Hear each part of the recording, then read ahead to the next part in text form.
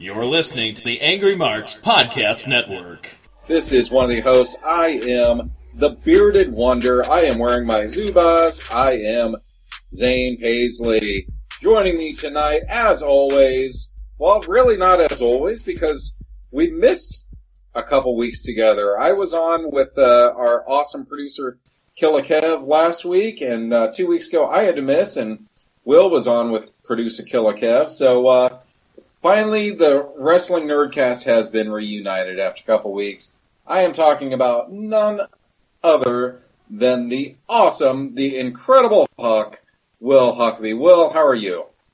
I'm doing good, man. So glad the holidays are finally over.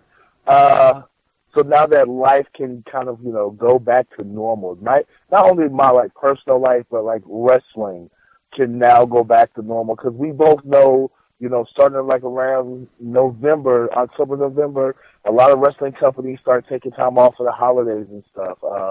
And so your schedule of wrestlers, myself especially, my schedule starts getting lighter as the year progresses and stuff once we get closer to Christmas. So I'm so glad the holidays are finally over. There's so many companies running and stuff. My schedule's filling up. I'm just ready to hit the ground running. Well, that is awesome. While I was absent a couple weeks ago, you guys had a field day talking about my Christmas party, about how I was dreading to go to it. Let me clear some things up for everybody out there. It wasn't a Christmas party for my work. It was one of the accounts that I service for my shoot job. So I had to not only go and pay for my own dinner and pay for my own drinks, I had to donate prizes to it for people that will hopefully make me money, but people I don't really know. So I'd much rather be here on the Wrestling Nerdcast talking to you nerds than being with strangers. But it's something you got to do, so that's what I did. Hold on, Zane. So it wasn't your company's Christmas party. It was basically a client's Christmas party, and then they didn't even have the decency to feed you for free. That was the gimmick. I had to pay my own way, and I had to donate a Christmas present, or a kind of a drawing prize for them. So that way I had access to their employees to do a little bit of training, and hopefully we'll sell some product. That is so wrong. See that, and they talk about wrestling as a work and stuff that we're con artists. I was just wrestlers being con artists. I was just going to say, that sounds exactly something like some carny wrestling promoter would do. Hey, is he interested in investing in the Angry Marks Podcast Network? We could do some business, I think.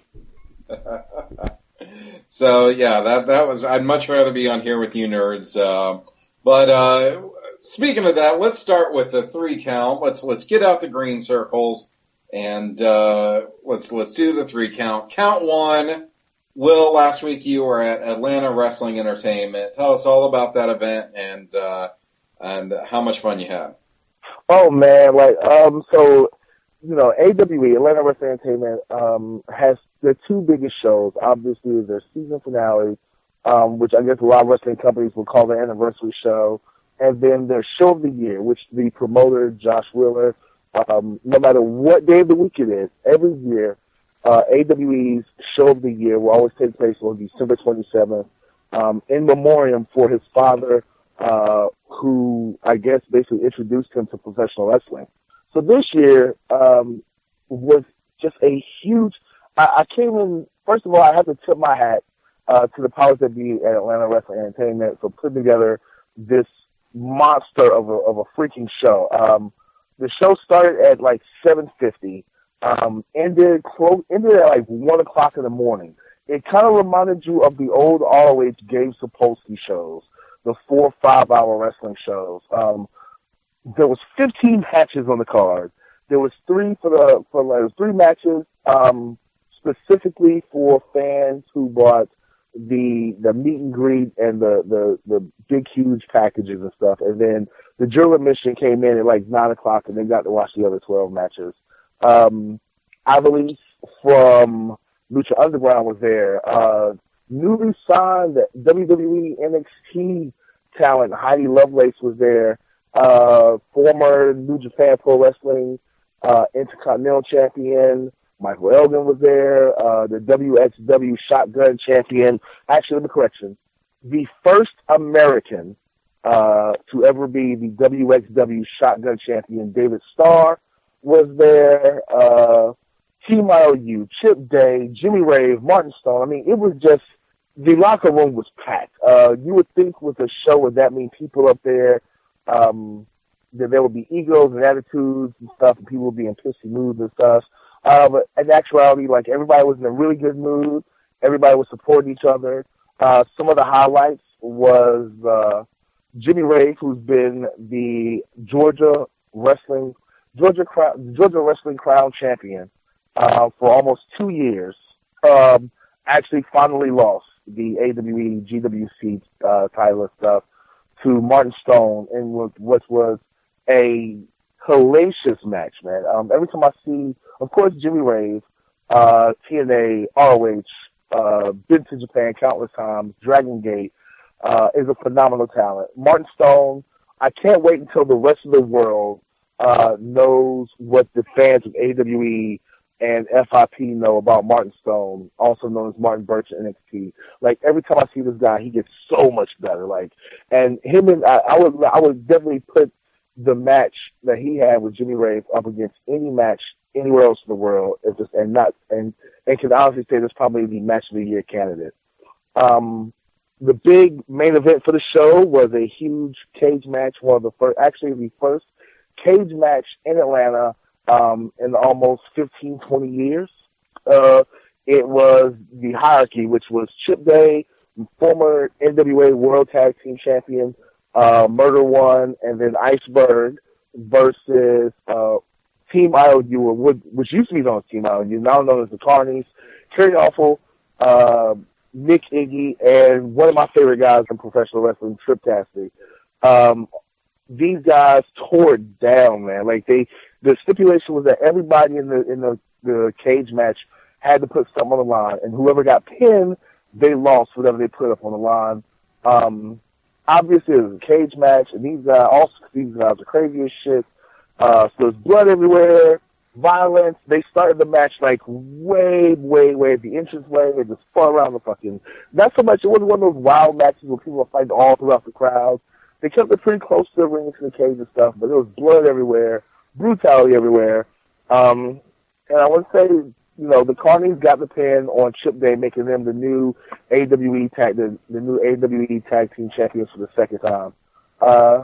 I would tell anybody who was within 4 or 5 hours of Atlanta and stuff, if you have the time or whatever, I would definitely check out an AWE show.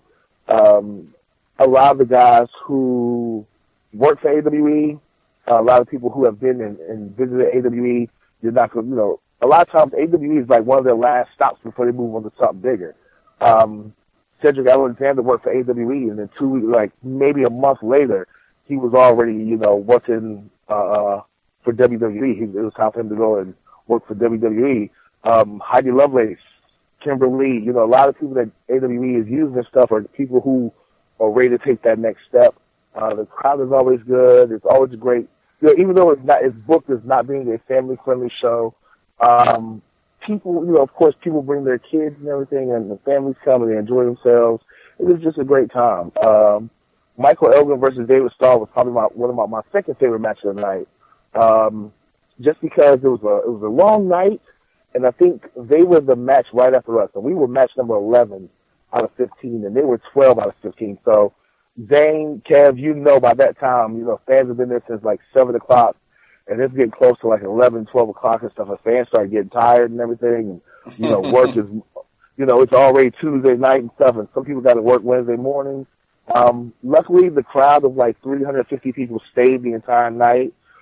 As the show started progressing, they started getting kind of restless, started getting kind of tired. The pops weren't coming as much as they used to and stuff. But right after our match, me versus Joseph Agal, a.k.a. Joe Black, was Michael Elgin and David Starr, man, and they got the crowd right back into it, got them hyped up, ready to see the last 3 matches and stuff, man. So I definitely got to tip my hat to those 2 guys for being such great professionals.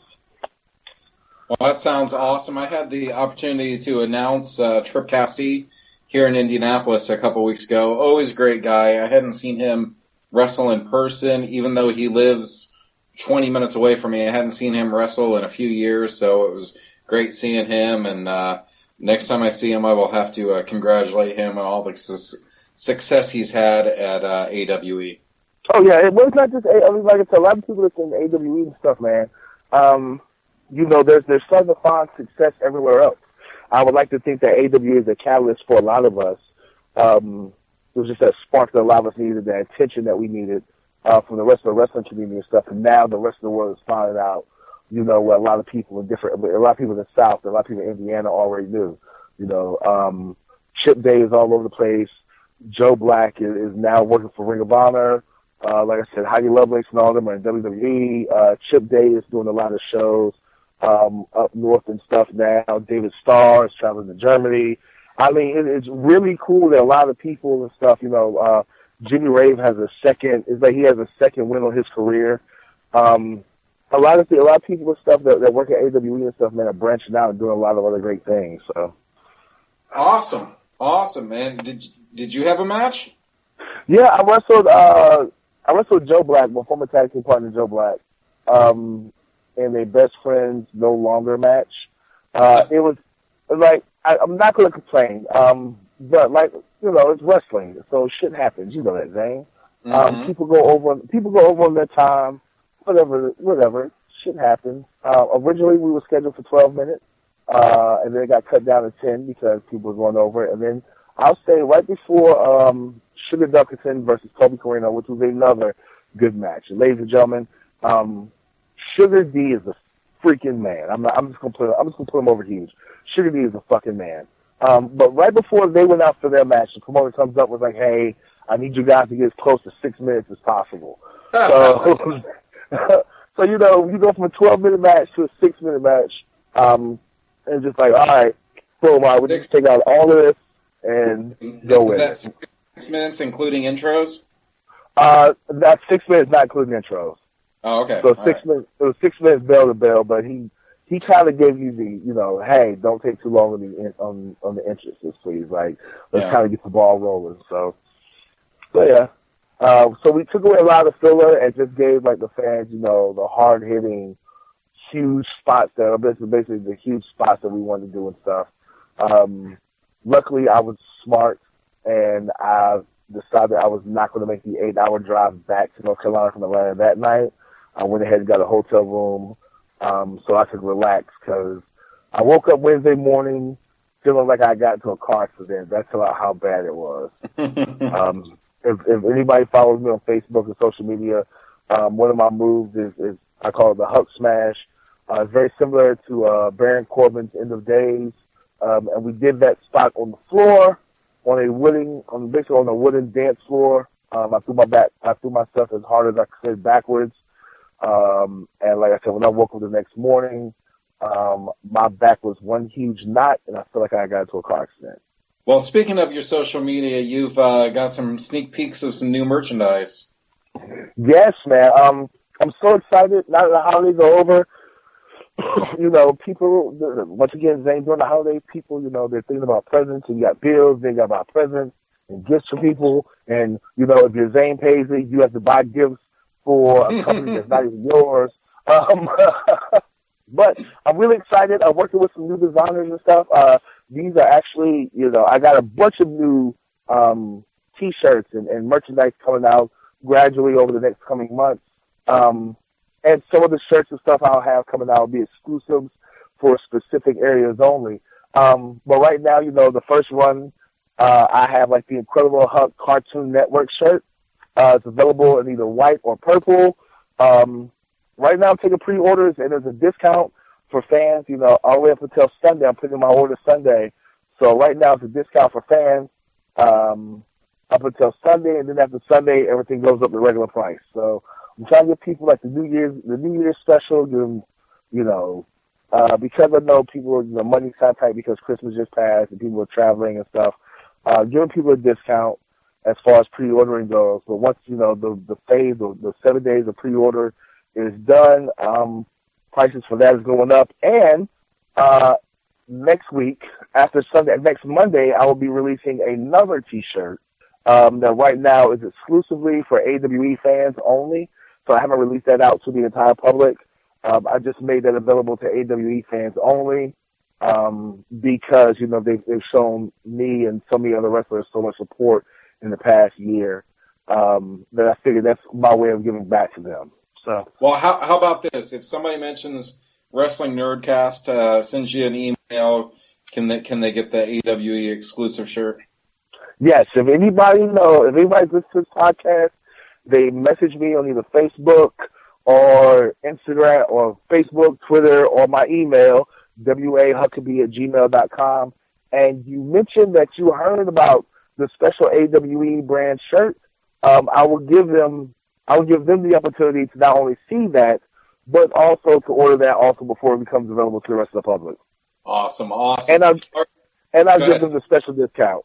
I'm sorry, and I'll give them the special discount as well if they say that they heard about it on this podcast. Awesome. All right, we've got a guest coming up here soon. So we're going to hit count 2 later tonight. So probably after our listeners hear this, will be the Wrestle Kingdom 11 from New Japan Pro Wrestling. If you don't know what Wrestle Kingdom is, then you know, Google it. It's their biggest show of the year. It's their WrestleMania. Huge show. Will, what match are you looking forward to most out of that card? Man, I don't know if there's really a match that I'm looking forward to. I'm looking forward to the entire show, really. You know, easily. And I'm gonna be the one to say this.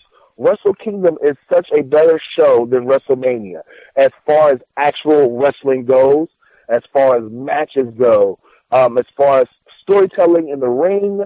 There are very few matches on WrestleMania. There are very few that can compete with a match on Wrestle Kingdom. I would be so bold as to say a Tanahashi-Okada match is the same equivalent as, you know, the Undertaker, Shawn Michaels, or Shawn Michaels, Ric Flair. Like, I'm so excited. I love Wrestle Kingdom, man. Like, these guys go 100% throughout the year, and in some kind of way, in January, right to the holidays, they go 110. I think what I'm more excited about more than anything else is that my buddy, my homeboy, former ROH star, ACH, is supposed to be making his first ever Wrestle Kingdom appearance tonight. Tomorrow, today, whatever the hell you want to call it. ACH is supposed to be is actually in Japan right now at Wrestle Kingdom. Hopefully he's on the main show and not the pre-show, but who cares? He made it there. So huge shout out and congratulations to him. I can't wait to see what he's doing, what he's going to do. I wonder if he'll be in the New Japan Rumble. Maybe. I don't know. There's a couple of guys, a couple of ROH guys that know they're going to be there. I'm not going to release the details, but the only reason I say ACH is going to be there is because he put it out there on his social media that he was there. A couple other guys that I know are going to be at the Wrestle Kingdom New Japan Rumble and stuff didn't announce it yet and didn't say anything on social media, so I'm not going to let the cat out the bag. But since he already told a lot of his fans that he was going to be there, I'll go ahead and announce it. Okay. And really, just even to watch it just for the entrances, they have beautiful entrances that will rival anything that WrestleMania has done. So they're at the Tokyo Dome, so it should be a fun show tonight. I'm really sad that Nakamura is not going to be a Wrestle Kingdom, even though that because he's not going to be a Wrestle Kingdom means he's going to be a WrestleMania. Like, I'm really sad that Nakamura is not going to be a Wrestle Kingdom this year because he always has a great entrance, man. Oh. Yep. All right. And for the third count, let's talk about using crowd funding for professional wrestling. What are your thoughts on that, Will? I think me myself, of course, you know, if for some reason it's the talk of the town right now. Christmas is over and everybody's talking about crowdfunding, and not only crowdfunding, that's more specifically GoFundMe. Me myself personally, I don't have a problem against it. I think that that's another avenue for not just wrestlers, but musicians and artists and filmmakers to get in touch with their fans and stuff and their customers. Some people, don't get me wrong, is it misused? Yes. But then again, so is the government. So is the United States government. The Constitution and the law is misused. So you can't take I think when people try to say, oh, well, I don't like crowdfunding because people abuse it, the percentage of people who abuse crowdfunding versus the people who either A, really need it, or are using it for the correct way, is minuscule. But it's just like everything else in the media and stuff. It's the small bad things get blown way out of proportion, and they never talk about all the good things. Now, as this pertains to wrestling, I think that, of course, we as professional wrestlers, the majority of us, don't have health insurance. There are very few wrestlers who are fortunate enough to have health insurance, and that's usually because of their shoot job or because of their spouse's job. So if we get injured, we get hurt, there's really no way for us to go to the doctor or to the hospital and pay for it. If you get a really bad injury, to where you may require, rehab or surgery or something, you can't afford to pay for that. So, in that situation, crowdfunding really helps. If a wrestler is trying to do something, big, or they're trying to, hey, we got this wrestling promotion, we want the fans to be a part of this promotion, crowdfunding, whatever, I don't see a problem with that. I think that people who knock crowdfunding are very archaic in the way they think. The biggest knock against crowdfunding is that it makes wrestlers look bad. But the way I look at it is that professional wrestling is a con anyway. Professional wrestling are con artists and hustlers and swindlers, and usually some of the worst people you could ever meet overall. Even though most of us are really nice people, overall we're pretty messed up people as a group. So any way for us to get a buck, we're going to use it to get a buck. Promoters aren't paying us as what we're worth, so we gotta try to figure out a way to make money. And if the way I look at this, if a fan doesn't like me, a fan doesn't have to donate. Crowdfunding is just like buying my merchandise at the gimmick table. If you don't like me, you don't have to buy a T-shirt. If you don't like Real Huckabee, and I'm trying to save money to pay for surgery, don't donate. You don't have to. You don't have to share the status. You don't have to share the link. But if you do like me, you do appreciate what I do, please donate. Please share the link. All right. Well said. Well said. What are your thoughts on women's wrestlers that post their Amazon wish list right before the holidays or right before their birthdays? I think it's the same thing because my birthday's coming up, people, and I figure if what's good for the goose is good for the gander. And if there are female wrestlers, who can post their wish list on Amazon or on social media, and you have fans who buy for them, why can't I? Why do I just gotta be the guy who waits for a fan to bake them a cake, and then half the boys in the back who didn't wish me a happy birthday want to thank for my birthday cake? Like, why do I only gotta get a birthday cake just because I'm a male? Like, I'm gonna put me a list out there too, like, hey fans, nothing super expensive, but my birthday's coming up. If you appreciate what I've done the past year, here's some ideas to get you rolling, to let you know, hey, this is what Will Huckabee would like and or need. The only thing I have a problem with when it comes to female wrestlers is when female wrestlers, let me say this so I don't insult anybody, because I think that we all need to use what we got to get what we want. But I have a problem with female wrestlers who put themselves out there in such a way to where it's not professional. Does that make sense, Zane? Yes. If you're gonna prove, like for instance, Casey Carlisle is my favorite female wrestler, and it's no secret. She's my indie wrestling. She's my professional wrestling crush. Period. She has her Christmas. Every year she puts out her Christmas photo shoot. And yes, are they sexy? Yes, but are they tasteful? Yes, they are. My problem is females who put themselves out there in a negative light, and because they've done it now, other fans assume that other female wrestlers are going to be the same way, and they can approach other female wrestlers in that way because one person has allowed them to do that to them. So, ladies, if you're going to go out there and you're going to use what you got to get what you want, by all means, please do that, but make sure that you keep it professional and don't cross a certain line. All right. Well, with that being said, okay. Will, what do you got coming up this weekend? This weekend, I told you before that I'm getting the ball rolling. So, Friday night, Mega Championship Wrestling up in Racine. I won't say it's Racine.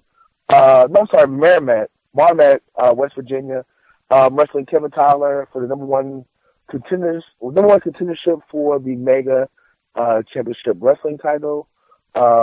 Saturday, I will be in Pelham, North Carolina for Pure Pro Wrestling. I have no idea who I'm facing there. And then Sunday, I am in Asheboro, North Carolina for TWS Asheboro, defending my Worldwide Grand Prix title versus Mitch Connor. So that's why I got 3 shows, 3 days, starting the year off right, man. That sounds awesome. I'll be at WCWO on Friday night.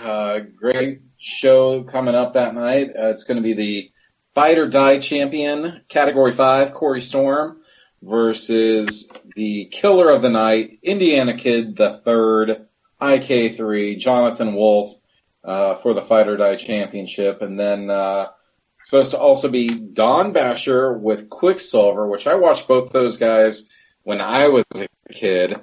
Kind of a legends match, taking on, I believe it's going to be Joey Owens, the chairman Joey Owens, and his partner will be Bobo Brazil Jr. So bunch of Indiana legends in the ring, kind of an old-timers fun match, so it should be a good time. Oh, I forgot to tell you, so December 30th, I wrestled for PWF, but now it's considered, it used to be Premier Wrestling Federation, now it's Pro Wrestling's Future. It's run by Steve Carino and stuff. And it was their annual Tag Team League tournament. I think I told you about this last year, Zane, where I said the entire tournament is a work, or is a shoot, I'm sorry. Did I tell you about that? Yeah, you don't know, is it you don't know your partner, or you don't know who your opponents are?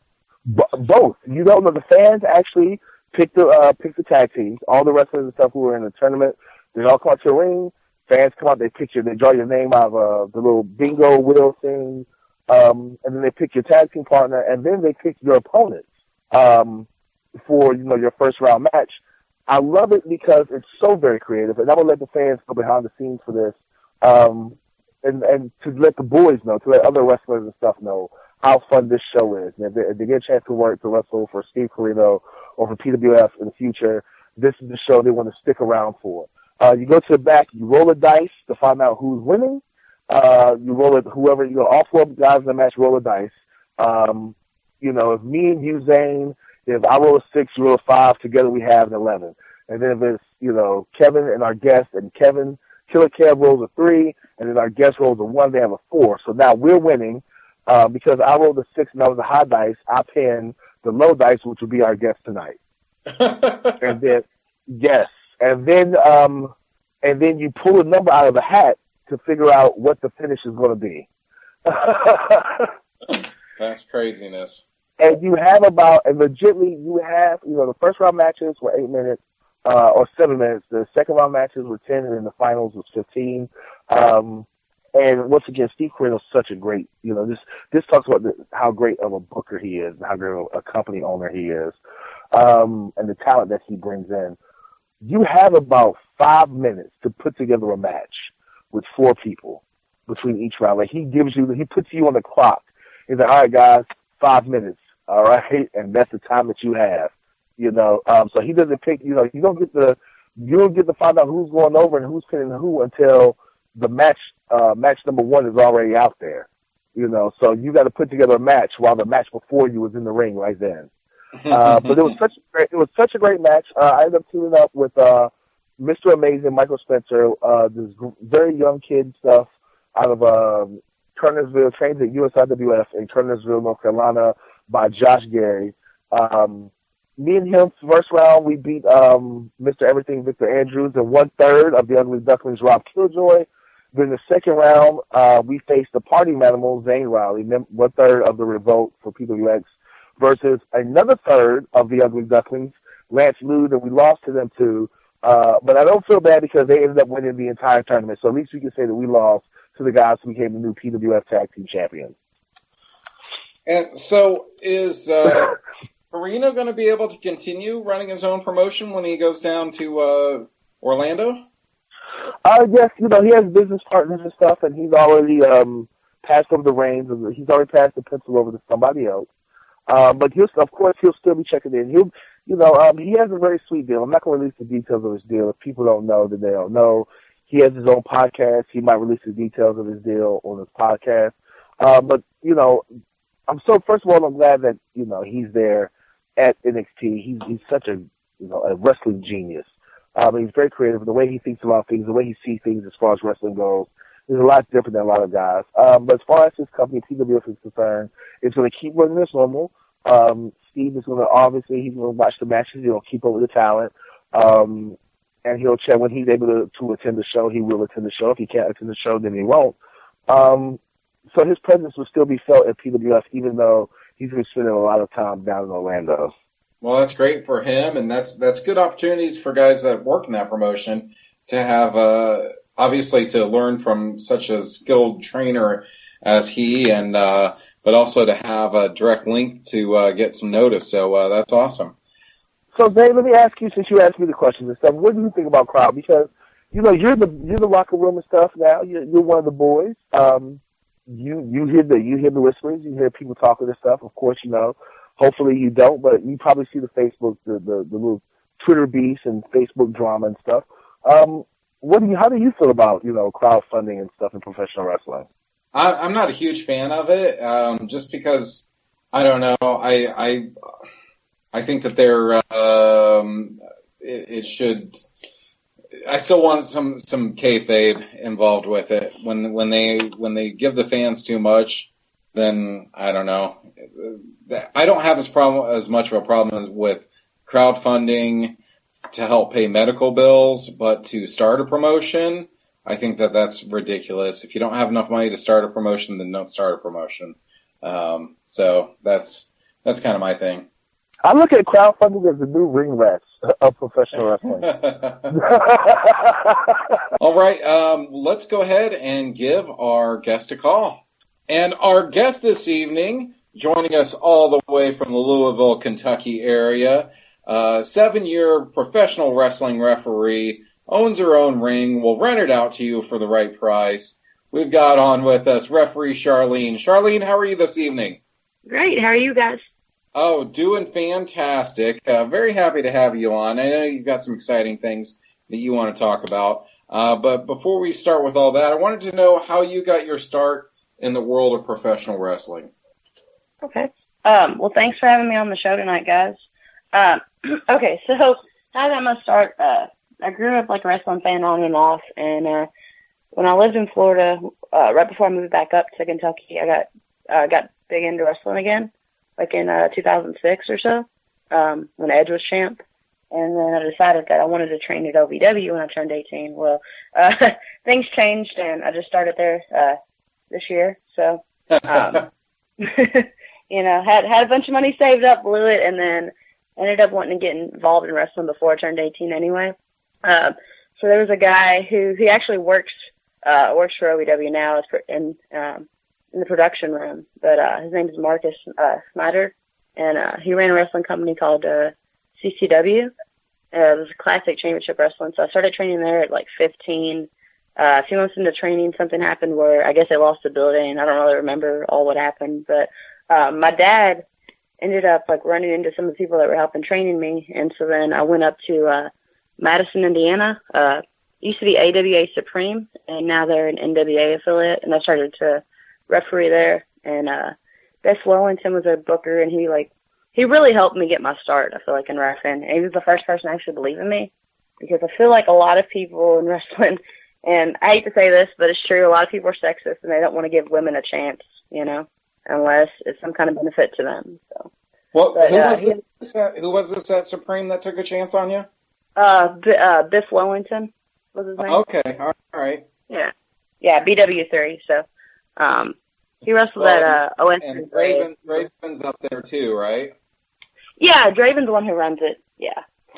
So they kind of started like that, and I realized, like I said, a few months into it, that I didn't want to wrestle, so I started to referee, and throughout the years, just refereed all over like the Midwest, because then I started to travel with Pondo and Mickey Knuckles a lot, which Pondo helped me out a lot with like out of state bookings, and it was an awesome experience getting to travel with them.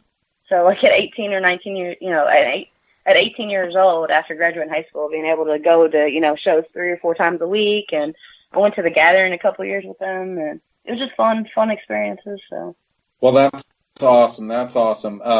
So you said that you were a wrestling fan. What drew you to the world of professional wrestling? Like, you said it was early 2000s, mid 2000s. Who were you a fan of? And so how did you even want to start in this business?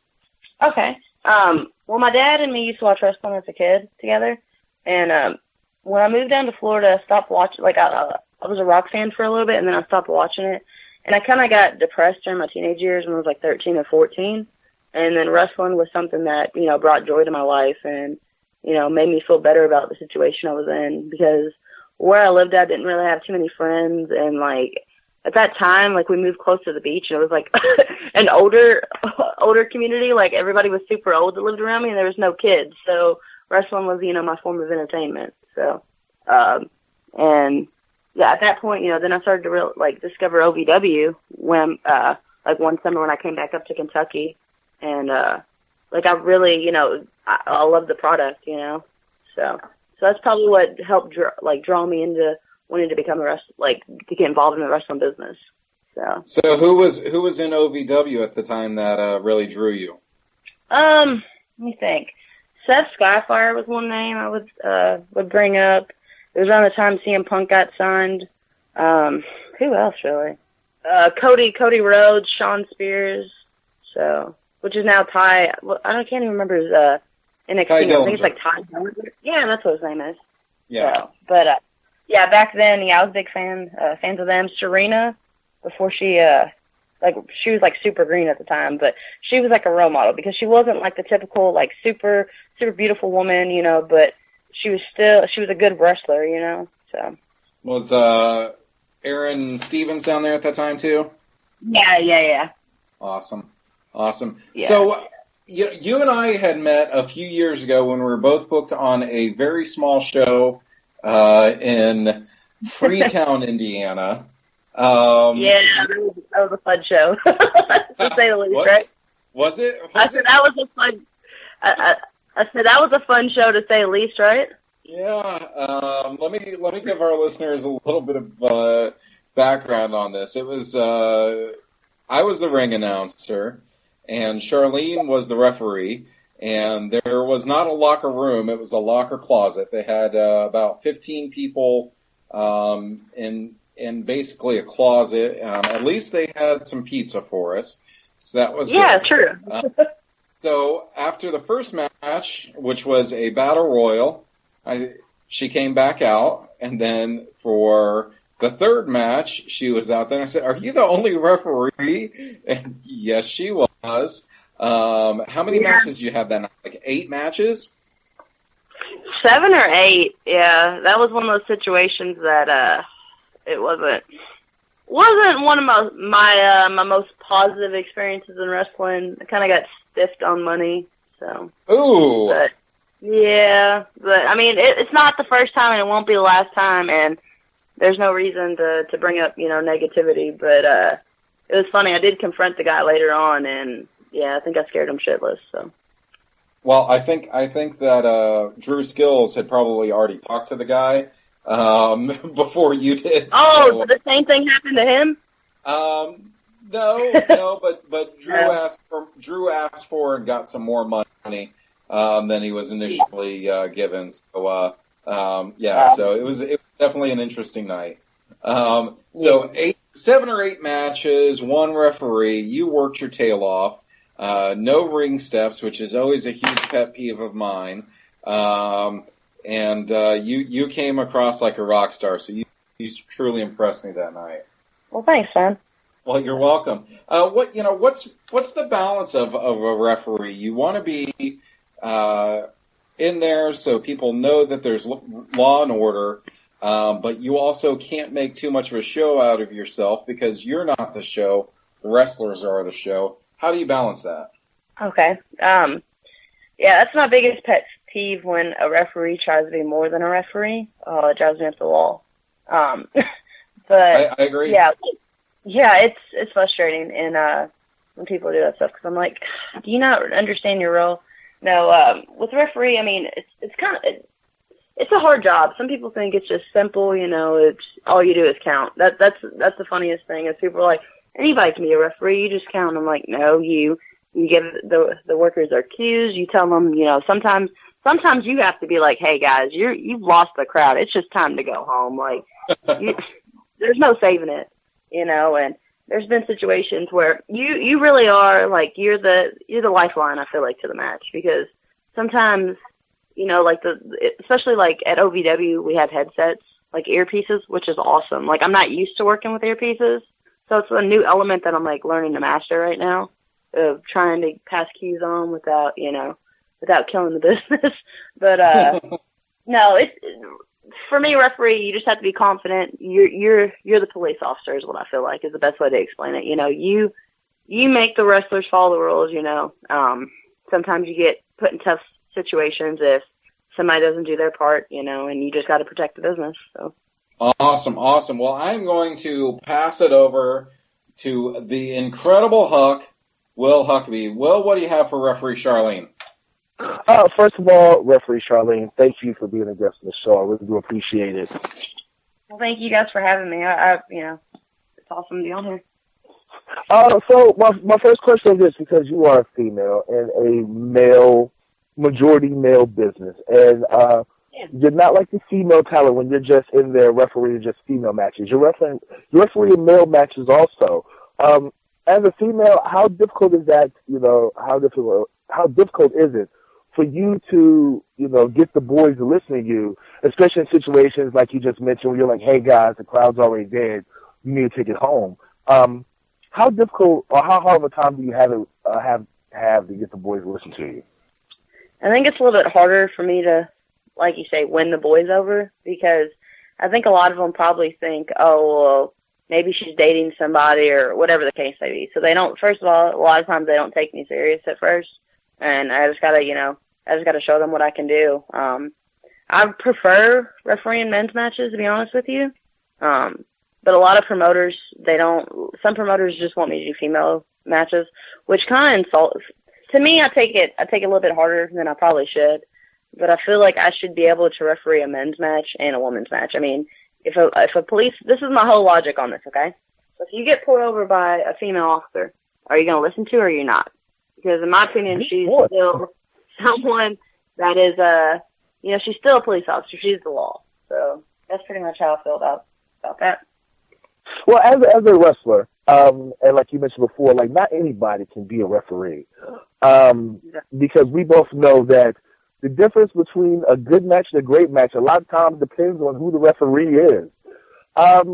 When you first broke into the business and stuff, who were some of your influences and who were some of your mentors as far as being a referee? Because, you know, as a wrestler, if I'm looking for influences or somebody to watch, you know, they can name out 100 different wrestlers. Hey, watch this guy's match, watch this guy's match. But as a referee, you know, you have to watch the referee, not so much the match, but what the referee is doing. So who are some of the guys that you were told, or some of the referees that you were told to watch when you were very green? Okay. I was told to watch a lot of Nick Patrick, Tommy Young, like on TV. Like in person, I didn't really have, like in my area, too many good referees to really look up to. John Gray has more experience. He helped me out a little bit when I first got started. He did stuff with Ted DiBiase's company, like the Christian Wrestling Association he had. And a lot of the OVW referees I would watch, like Joe Wheeler.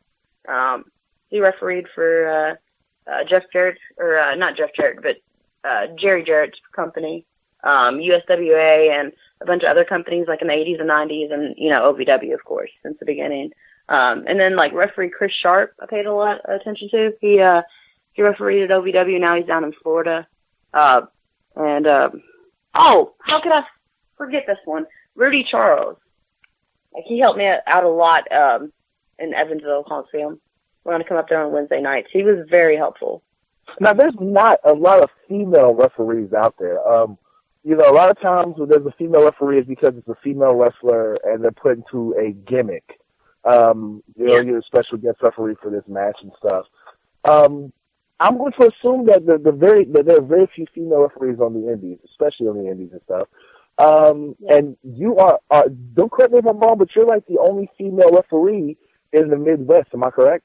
There's a girl that was training at LBW. She was reffing for a little bit, but now she's pregnant, so I don't see her stepping foot in the ring for, at least a year or two. So, no, there's a girl up in Chicago who referees. I think her name's like Carly Ray, maybe? But she just had a WWE tryout, which is awesome because I see that she got a tryout with WWE, and that just motivates me more because it's like, well, if she got an opportunity, maybe I can someday, so.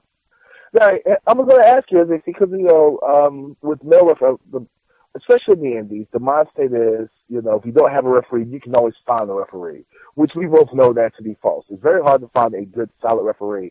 Do you have problems getting booked outside of your area with people who are not very familiar with you? Even though you ref at OVW, which should say something about your pedigree as a referee, do you find yourself having problems getting booked outside of your area because you are female?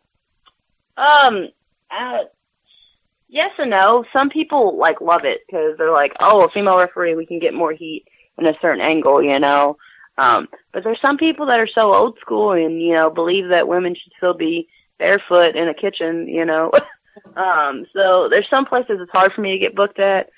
I say the only thing about getting booked outside the area that just makes it hard is, of course I want pay, and that comes the hardest part is because when you got somebody that's doing it for free or $10, they're not going to want to pay somebody that's traveling. But if I travel with people, it's normally not hard, so. All right, and my last question, before I pass this in, of course I got tons of other questions and stuff, but my last one before I pass it back to the Bearded Wonder is this. Looking at your pictures, watching the matches that you referee and stuff, the videos I've seen, doing my research and stuff, you are no nonsense. You're very professional in the ring. Have you ever been pressured to dress more provocative? A lot of promoters follow the whole Eric Bischoff mantra that sex sells and controversy sells and stuff. Have you ever been pressured, or you ever had somebody come and say, hey, if you shorten your top a little bit, or if you wear, some tighter jeans or some tighter pants, whatever, that might be a little bit better for you? One of my buddies suggested it one time, and I was like, no, I just said, yeah, I'll think about it. But my thing is I want to be taken serious. I don't want, and I see some female refs that wear booty shorts and referee, and I'm just like, it just, that's not what I'm here for, I want to be taken serious. I want to make it to where I can make a living off wrestling, being one of the top companies. And, you're not going to, one of the top companies is not going to hire somebody that's just dressed in booty shorts, as a referee. Well, I'm going to go ahead and pass it back to Das Wunderbeard, Zane Paisley. Zane, what do you have for our guest? This is the Wrestling Nerdcast on the Angry Marks Podcast Network. We are talking with referee Charlene. Charlene, can you tell all of our listeners how they can follow your career on social media? Yeah. Okay. On Twitter it's at Indy Ref Charlene. So it's INDYREF and then Charlene. Instagram it's just Indie Girl Ref. So just REF, not referee. So, but yeah, and then on Facebook, like I said, it's at referee Charlene McKenzie, and McKenzie spelled with McKen, Z as in zebra, IE. Awesome. And you have a ring that you can run out too, correct? Yeah, I sure do. I have a low boy, so it's a 16-foot ring. That's awesome. So if you've got a tight space, like a Knights of Columbus or an Elks Lodge or something like that you're having a hard time fitting a ring into. Plus, I like those 16 low rings. I think that they work well, get the action right out to the crowd.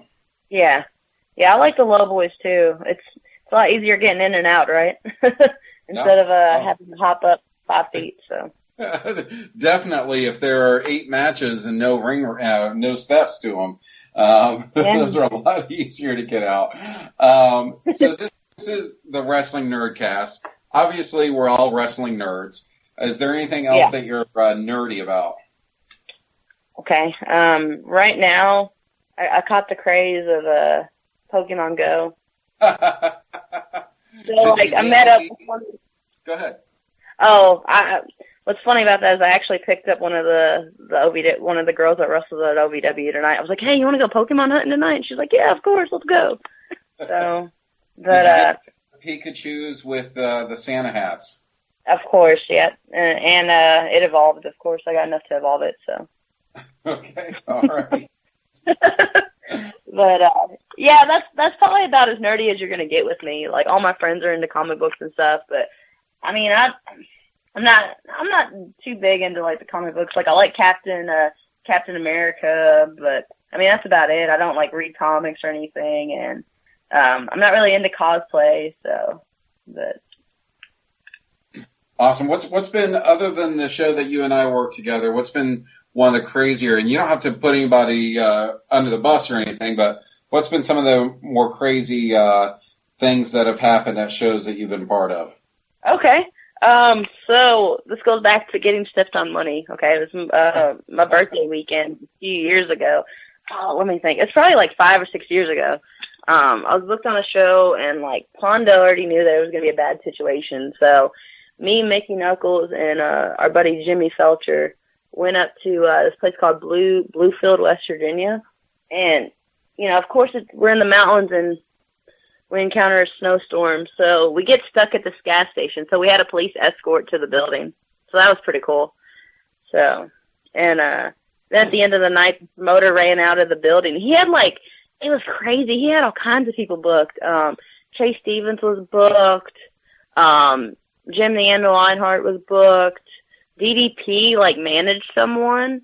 It was just all like, I can't remember who else right now of like big names, but yeah, at the end of the night, like, the promoter's girlfriend was still like running the show, and then he ran off with the money box. So he ripped off, like, I think he ended up owing people, like, it was a crazy amount. I think it was like over $10,000. Like, he booked all kinds of people, man. It was nuts. And Chase. I was about to say, I wrestle in West Virginia a lot, and I wrestle around the Bluefield area. Do you remember either the company or the promoter's name? No, but it was like 5 years ago. I think it was like 5 years ago, and the guy had I think he might have been a Mexican guy. I'm not even sure at this time, but like, it was 5 years ago. He ended up booking a bunch of people. It like was this huge thing on the dirt sheets. Like, people were talking about it for like a month later. And then there was a video online where we're all like, we're all talking about, oh, we got screwed on money, blah, blah, blah. And then we all signed this paper, and of course nothing got done, but let me see. Maybe I have no idea what the company was called. I just remember it was just some random guy that, like, I think he's done this a couple times. Like, I think he goes to different states, runs a huge wrestling show, and then takes off with the money. Because I think he ran shows in Ohio, too. So, because of instances like that, are you in favor of Kentucky having such a strict commission, or do you like it free and open like we have in Indiana? Definitely. Okay. I definitely support the commission. I'm not going to lie. I get a little annoyed by some of the rules, like not being able to go in the crowd. And I just think it's dumb that they drug test us, but they don't blood test us. You know, well, like, that's my biggest thing. It's like, if you can piss test me, why don't you just take my blood so you can know that I don't have anything? But I guess that's a fair point. Yeah. But it helps eliminate the craziness. Like, across the bridge from where I live in in Louisville, there's only OVW is like the only company around. There was a somewhat like backyard fed LCW that ran for a long time. But the guy had, money so he could run.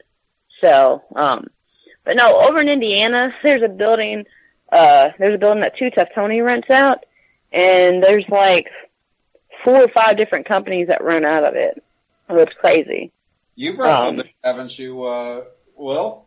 Yes, I know exactly what building she's talking about. I've actually been in that building several times. Our mutual friend Jimmy Felcher runs out of that building and stuff. So yeah, I know exactly what building you're talking about. Yeah, which it's awesome for Tony, but like in the Indiana area, like not even just that building. There's like 10 different shows that are running, And I mean, there's only a couple that are good quality. Like Jimmy has a good product, you know. IWA runs in Southern Indiana. OVW does occasionally a few shows there. Like we're running like Charlestown, I think like the second Tuesday of every month now. So if anybody's in Charlestown, Indiana on Tuesday night, the second Tuesday, you can come on up.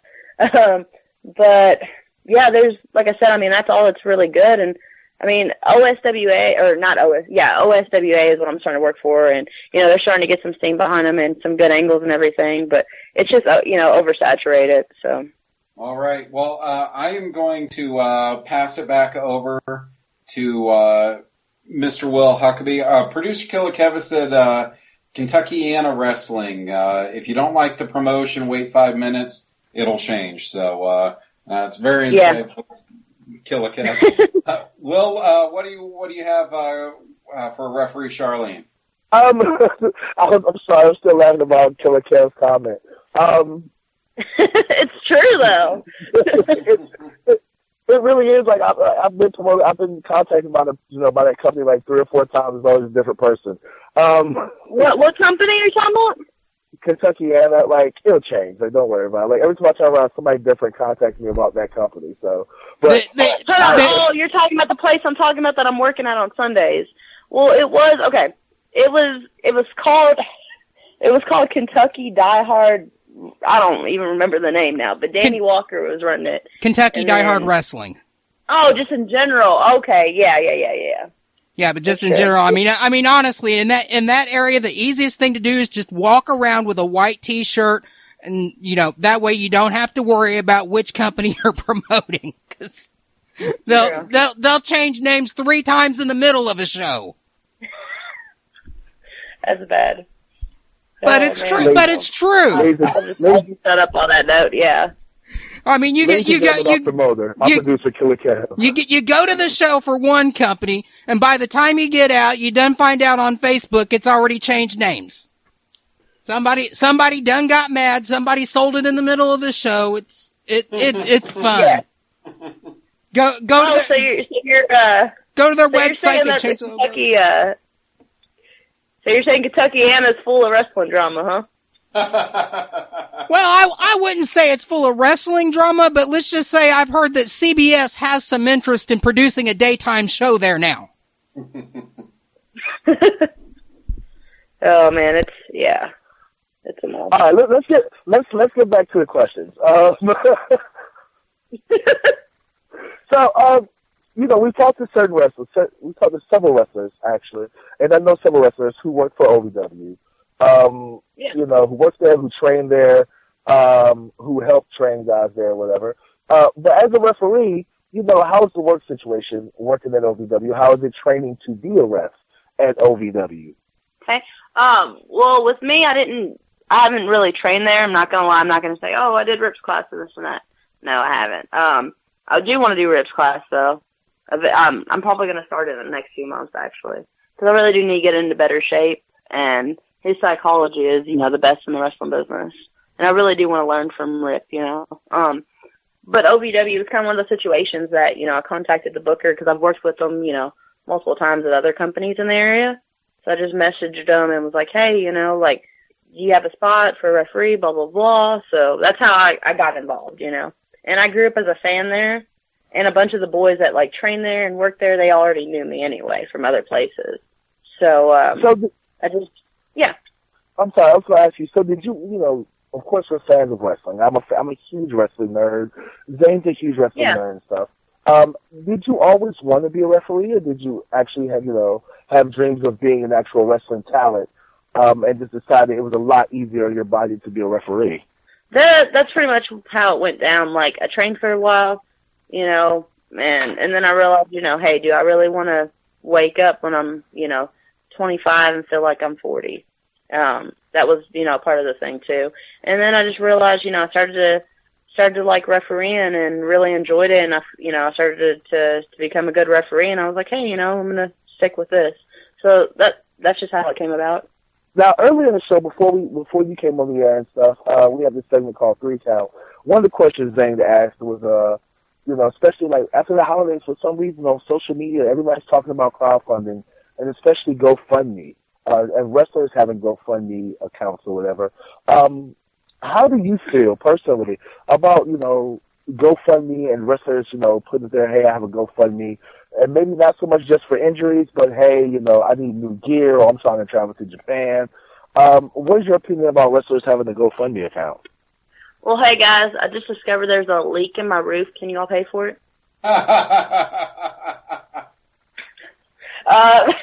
Okay, my opinion with that, okay? And this might piss off some people, okay? I feel like until you're at the level that you're making an actual living from wrestling, you should have. I feel like everyone should have a part-time job or a shoot job, a part-time or full-time job, something that so you can have insurance. Because that's my whole thing. Is I'm like, oh well, even if I end up start having bookings 6 times a week or whatever the case may be, or I somehow did make enough money until I have an actual contract, I'm not giving up health insurance. Especially freak accidents happen. I saw somebody one time have a seizure in the middle of a match, which was one that it was the scariest situation I've ever been involved in wrestling. Like, I thought this guy was gonna die right in front of me.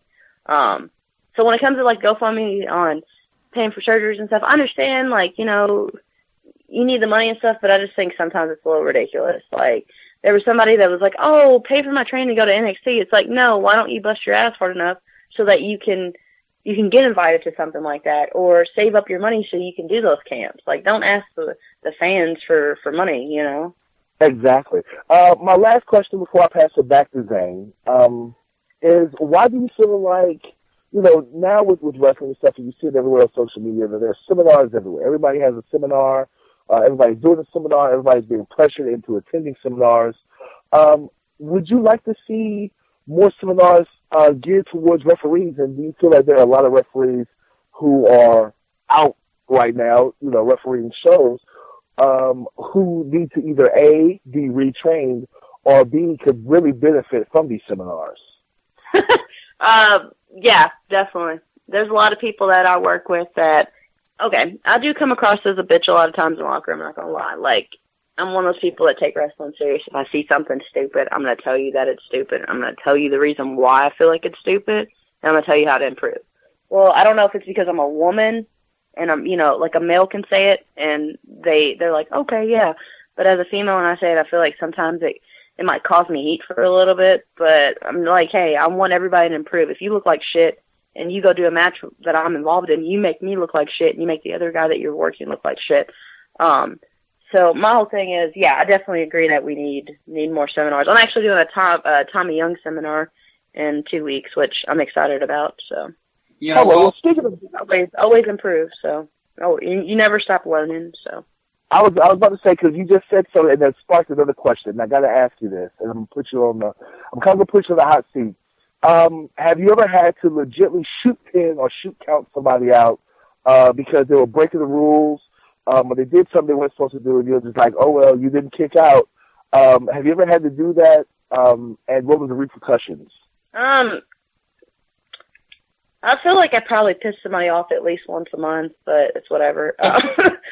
I mean, if you can't handle it, if you can't handle me criticizing you or the boys criticizing you so you can do better, then you don't belong in this business. Because if you want to treat it where, oh, you're fine with doing one show a week, like, oh man, that shit just drives me crazy. The people are like, they're content with one show a week. I'm like, I don't want to make this a career someday. If you're not on that level, you need to get the fuck out. That's how I feel. It's disrespectful to people that take this serious, But now I got distracted. What was the question? I'm sorry. I have ADD, so my mind is always like.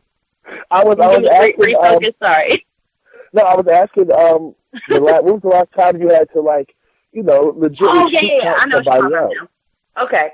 So there's a situation at a local show a few years back. A guy was there was a baby face that was he did his finisher. He did like a super kick or something. He goes, I do my whole count. I'm like 1, 2. He jumps up before I hit 3. Huh. So me being the referee that, is like going to treat the business serious, I get up and I'm like, he's like, oh, raise my hand. I'm like, dude, you stop pinning the guy at 2. What the hell do you expect me to do? I'm not going to count it. I'm like, I don't care if we're in BFE, Kentucky, where none of these fans have teeth. I'm not going to count to 3. And he got really pissed off at me and, like, chewed me out in the back and everything. And I was like, and I even told the boys, I was like, what would you do in that situation? He didn't say till 3. I'm not going to kill the business because you're a fucking idiot who can't stay on and you can't wait until 3. I know you're excited. You can't wait to get off, but you need to calm it down, buddy. So, no, and then there was a situation recently where, like, I had somebody and that did the same kind of thing, like they kicked out too late. Luckily, I did the whole thing of, oh, you know, they kicked out right as I hit 3. But yeah, I'm getting to the point now that, like, if you don't get out by the time where I hit, you know, I count 5, whatever the case is, I'm sorry that it pisses you off, but it's your job to protect me as well as it is for me to protect you, you know, to put you over. And you're making me look like shit. There you have it. Yeah, I couldn't agree more. Well, you were talking about seminars. I would love, I know our buddy Joel Gertner, we talked to him a couple years ago, where he did a seminar called Everything Except Wrestling, where he was talking about presentation and everything. I think that the wrestlers would do themselves really well for themselves and their promotion if they would learn how to talk to the ring announcer and the referees about what they're wanting to accomplish. You know, so many times that the referees get blamed for something that they had no idea was going to go on. And, you know, I've been yelled at because I didn't get somebody's name correctly. And I said, well, I went up and asked you and verified what you said. Well, but no, I go by this name now. Well, you didn't tell me that. I don't know. I asked you what you wanted me to call you, or I said, is this still correct? And you said, yeah, so that's on you. That's not on me. But, you know, as referees and as ring announcers, we got to take it from the big bad wrestlers, right? Right, Huck? We got to take it from the big bad wrestlers. Yeah, sure, man. It's kind of, like you said, it's disappointing, though. It's like, in your shoot job, you know, you would figure that these people would have good communication skills. It's like, why don't you bring that over and treat wrestling as such, too, you know? I don't know. Like, it drives me crazy, though, because there's a lot of times that, like, people don't smarten up the announcer or, you know, the music man about what's going on, and then, you know, it's supposed to be a surprise, and then the music man plays the guy who the surprise is the music or whatever the case might be. It's like, if everybody just communicated, you know, like, for instance, like, if I ever run a show or anything, I'm going to make sure that everybody has their finishes already planned out before the show, and they say, hey, I'm doing this, so you can't do this. Because that's another thing that drives me crazy is I'll referee some shows, and 2 or 3 of the matches, somebody will go over the same exact way. It looks like you had training class that day, and you all decided, hey, we're all going to do a bunch of drop kicks. Like, what? Or I love when the first match has like 12 super kicks, and then the second match, the super kick is the finisher. Well, if those 2 guys each kicked out of 6 super kicks, your guy's going down to 1 super kick. That makes them look like a wimp. Yeah, like you said, it makes the next match look like they're weak, like they're not, you know, like it just blows my mind. People just don't think about that. People don't think. Like, they can do the moves, they can wrestle, but you don't understand psychology because, I mean, I had people that, like, I take the show sometimes, and they're like, man, that was horrible, you know, and that made no sense, or blah, blah, blah. I don't believe anything of that. Like my girlfriend, she comes to shows, and she's just like, I'm just amazed. She's like, this was so horrible. Like, she'll give me, like, rundown sometime, and I'm like, oh, God, I'm glad nobody can see what you're saying right now. Well, see, like, okay, so maybe I'm different, because you know, this is something that I've realized over my 10 years in wrestling. But when I'm going to do a show, it's like I try to talk to the ring announcer, and a lot of times I go to the ring announcer, and now, hey, do you have a card for me? Because, you know, Zane, you know, and I've seen you, Zane, when you have cards for all the wrestlers, and I'll say, hey, this is what I go by, and I even go so far as like, hey, if you can announce it and say it this way, you know, I really appreciate it because, you know, at certain promotions, you know, when I get introduced, I do different things. As far as the referees go, you know, I always try to the referees, hey, here's the big spot. If you see this, we're going for this. I need you to do this and not, because I hate, me myself personally, I hate when like a heel will do something and he'll grab the referee, especially when he has a manager, and try to walk the referee to the other side of the ring. Like, that's stupid. So I'm like, hey, Yeah. we're gonna do this, ref, and I need you to something to happen where you don't see this, you know. Or hey, I'm gonna do this certain pin. I need you on this side so you don't see my foot on the ropes, or you don't see me grab the ropes because you're on this side looking at the shoulder, or you know I'm grabbing the ropes over your back so you're not paying attention because you're looking at the shoulder. You know, I'll talk to the camera guy and say, hey, look, we're doing this spot on this side of the ring, so when you see this getting ready to happen, you need to kind of make your way over to this side to get the best angle. And I realized that most referees, cameramen, ring announcers and stuff, when you talk to them, and even commentators, you know, for companies that have commentating and stuff, if you tell them the business of the match or what the story is, a lot of times they'll work with you so much and they'll give you so much leeway and stuff. That it's totally worth it, especially with referees and ring announcers. A ring announcer can make you look really good just from the introduction and make you seem very important. And a referee will give you so much slack. That won't really be in the way if they already know what to expect. Well, that's right. why you're one of the best, Will, because you understand those things. But a lot of guys, even guys with some of the experience that you have, they just don't think about that. They think about what they're wanting to do, but they don't think about how the overall presentation it will be. All right, let's switch to something. We gotta wrap up here fairly soon. Let's switch to something a little more positive. What are your plans in 2017, referee Charlene? Just trying to get into some bigger companies.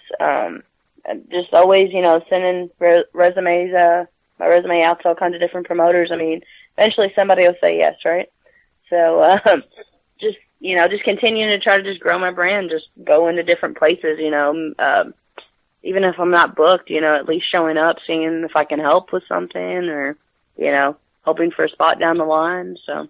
Well, with crazy Mary Dobson going down to Florida, any plans to go down and visit her? I haven't really talked to her too much. Like I've said, you know, said congratulations and some things, but no, I guess if I see her, you know, if I see next time she's in town, I might, you know, say hi to her, like see, you know, actually try to hang out. But no, I was thinking about going down for Mania for the week and going to like the wrestling conventions and stuff, but well, no, not at this time. So. Well, you said something about growing your brand, so let's throw out your social media again. On Facebook, it's referee Charlene McKenzie. On Twitter, it's Indy, I-N-D-Y, ref Charlene. On Instagram, it's Indy, I-N-D-Y, girl ref. And you can also be contacted Charlene McAnally, MCANALLY at yahoo.com. And if any promoter in the Kentuckiana area needs a ring, also contact her through that. Anything that you want to tell our listeners before you go? Not really, other than, you know, just support indie wrestling. You know, just go to a local show in your area. Go to different shows. You know, if you're tired of, you know, someone's product and you don't really care for it too much, you know, just venture to something else, because there's something out there for everyone. So there is more wrestling than just on television. Yeah, exactly. So. All right. Well, thank you, referee Charlene. You have a fantastic evening, and I'll let you know once this gets posted, and I'll shoot you a link. Okay. All right. Thanks for having me on. All right. Thank you. All right. Bye. You got it cut now? Yeah, you can just go ahead and hang up, and we'll talk to you later. Okay, this is the Wrestling Nerdcast on the Angry Marks Podcast Network. Will, Killa Kev, if you're interested in joining us, we've got our big question of the week. Are you guys ready? All right, I'm ready. Sock it to me. Okay, what is your bold prediction for the year 2017 in the world of professional wrestling? Will, we'll go ahead and start with you. All right, let's see. My bold prediction for 2017 is that by December, we will see Cedric Alexander out of the cruiserweight division, banging with the big boys, and I'm going to say that he will be either the United States champion or the Intercontinental champion by the end of this year. Or tag, you will have a title in WWE, whether on SmackDown or Raw. And so he won't be the world champion or the Universal champion, but he will have a title reign sometime this year by December. Okay, how long do you think his program with Alicia Fox will go? I don't know, man. I know Cedric's his significant other. So and she's already been on WWE Raw. She had a match with Nia Jax. And she's had a tryout with WWE as well. So I would like to see his actual shoot girlfriend up there on Raw and 205 Live with him, and that turned into a brand new storyline. So I hope that runs throughout the year, actually. Okay, all right.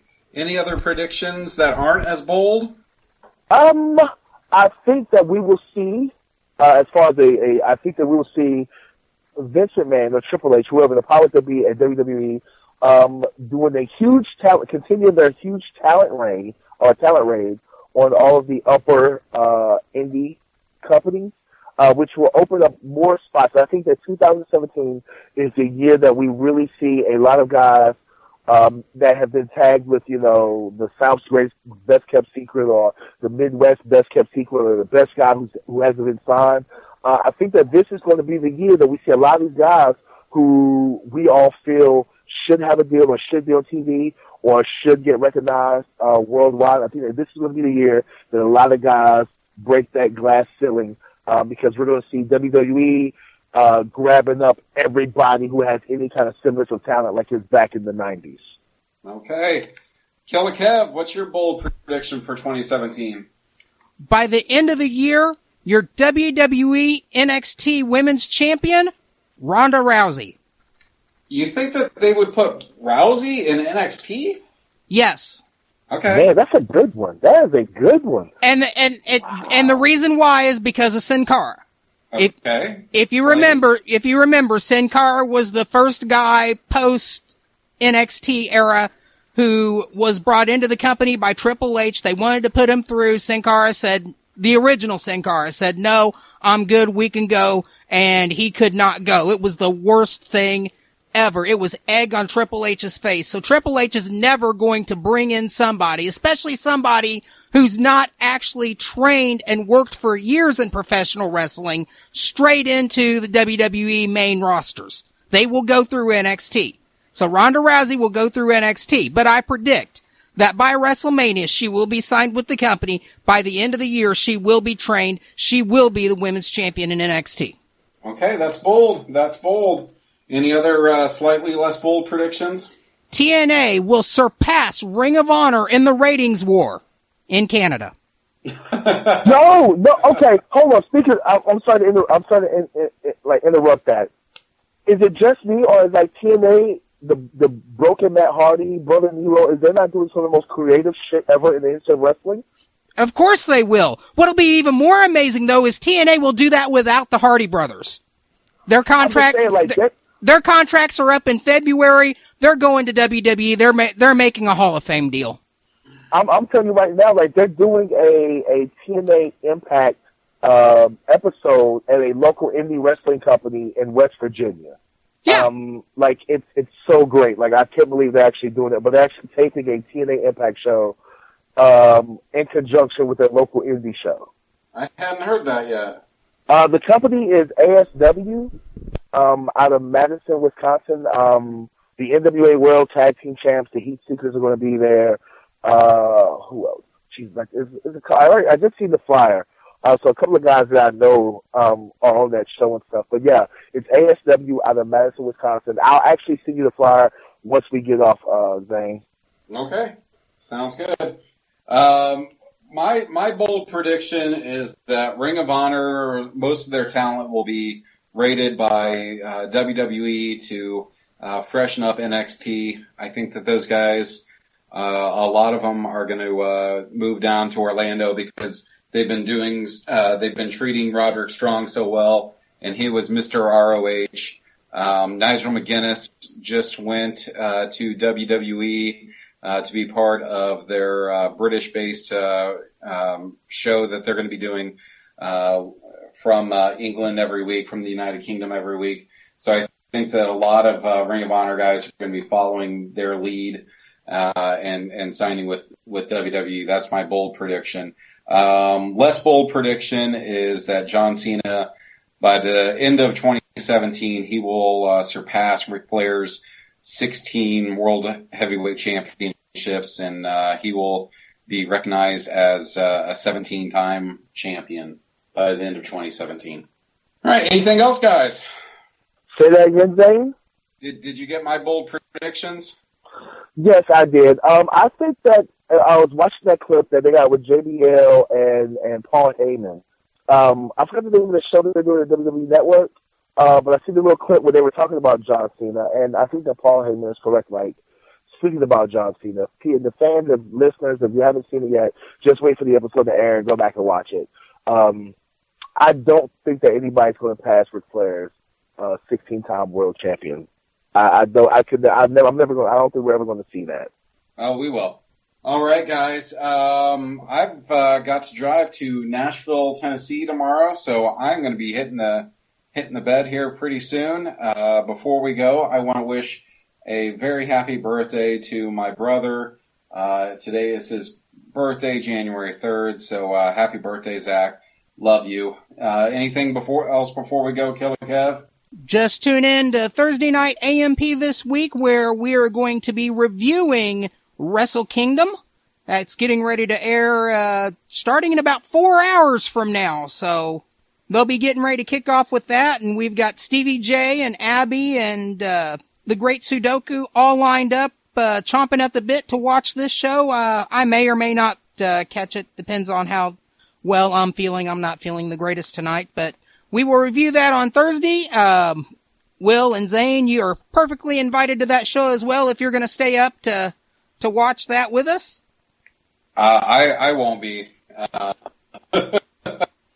I know you got places. You probably have places to be at 8:30 this morning. So yeah, I'm getting up at 5:30 in the morning to drive to Nashville, Tennessee. So I will not be staying up for that.